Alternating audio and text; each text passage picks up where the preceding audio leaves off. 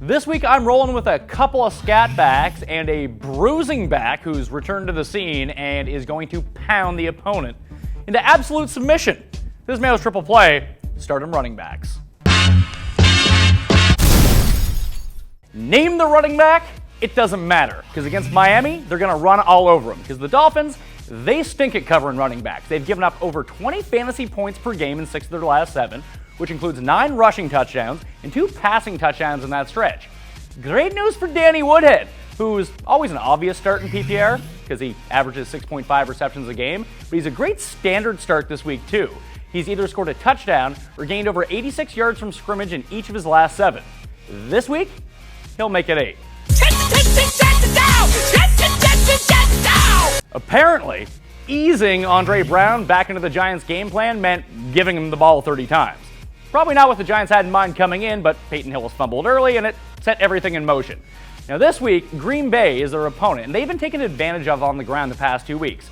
They've allowed 60 rushing attempts against the Bears and Eagles, and Brown season average, 30. And the best part, the Packers haven't stopped the run at all. So expect another big game from who? Dat Brown. Andre Brown. Pierre Thomas, Lucky Pierre. Guy is just underrated.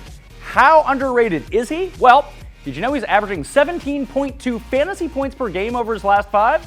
Yeah, and he's only scored 2 touchdowns in that time. He gets all of his points through yardage and pass catching, which makes his floor supremely higher. Higher than, let's say, Dwayne Bowe even.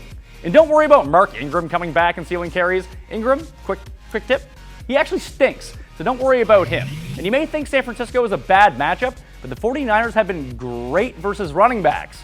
Not. Ceding over 100 yards from scrimmage a game in 4 of the past 5. Pierre Thomas is an excellent start.